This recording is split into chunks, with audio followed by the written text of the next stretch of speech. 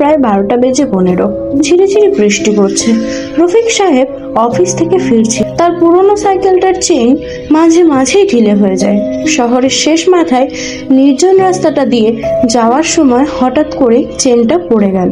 রাস্তার দুপাশে বড় বড় আমবাগান, স্ট্রিট লাইনগুলো অনেক দূরে দূরে, তার মধ্যে কয়েকটা আবার মিটমিট করছে। রফিক সাহেব সাইকেল থামিয়ে চেন লাগানোর চেষ্টা করছেন। এমন সময় পিছন থেকে খুব মৃদু স্বরে একটা কণ্ঠস্বর ভেসে এলো, ভাই, অনেকটা পথ যাবেন নাকি? রফিক সাহেব চমকে উঠলেন। পেছনে তাকিয়ে দেখলেন একটা লোক দাঁড়িয়ে আছে, পরনে ধপধপে সাদা পাঞ্জাবি, কিন্তু বৃষ্টির মধ্যেও তার কাপড়টা কেমন যেন শুকনো লাগছে। লোকটার মুখটা ছায়ার কারণে ঠিক দেখা যাচ্ছে না। রফিক সাহেব একটু ইতস্তত হয়ে বললেন, আমি তো সামনের বাস স্ট্যান্ড পর্যন্ত যাব। লোকটা মাথা নেড়ে বলল, আমিও ওই দিকেই যাব। রফিক সাহেব সাইকেল ঠিক করে লোকটাকে পেছনে বসালেন। সাইকেলটা যেন হঠাৎ খুব ভারী হয়ে গেল। রফিক সাহেব প্যাডেল মারতে মারতে হাঁপিয়ে যাচ্ছেন, অথচ বাতাসটা খুব ঠান্ডা।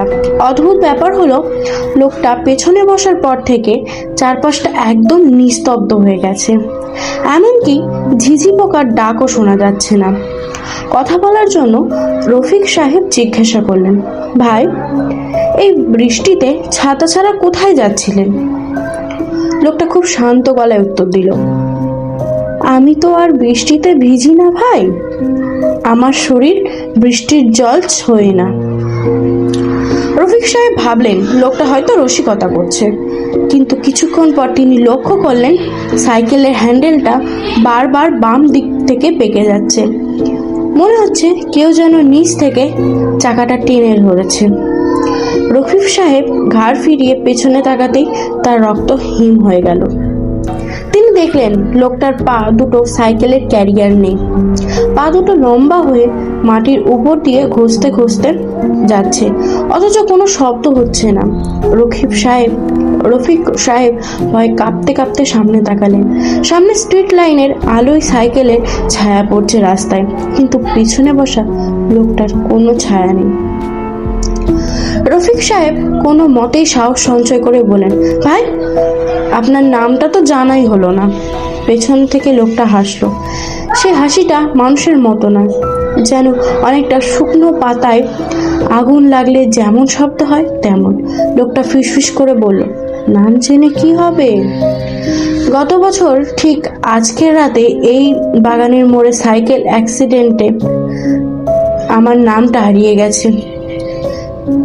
রফিক সাহেব এবার আর স্থির থাকতে পারলেন না। তিনি প্রাণপণ জোরে প্যাডেল মারতে শুরু করলেন। তিনি সাইকেল যেন 1 ইঞ্চিতেও নড়ছে না। তার মনে হলো কেউ যেন তার ঘাড়ের কাছে ঠান্ডা বরফ রাখছে। লোকটা তার কানের কাছে মুখ এনে বলল, ভাই, সাইকেল থামালেন কেন? আমার বাড়ি তো এসে গেছে। রফিক সাহেব সামনে তাকিয়ে দেখলেন রাস্তাটা শেষ হয়ে গেছে একটা পুরনো কবরস্থানের গেটে। লোকটা তার কাঁধে হাত রাখলো। সেই হাতের স্পর্শে রফিক সাহেবের মনে হলো তার সারা শরীর অবশ হয়ে এসেছে। লোকটা সাইকেল থেকে নেমে গেটের দিকে হাঁটতে শুরু করলো। যাওয়ার সময় সে একবার ঘুরে তাকালো। এবার স্ট্রিট লাইট আলো সরাসরি তার মুখে বলল। রফিক সাহেব দেখলেন লোকটার কোনো মুখ নেই, কিন্তু শুধু চামড়া দিয়ে ঢাকা একটা সমতল অংশ।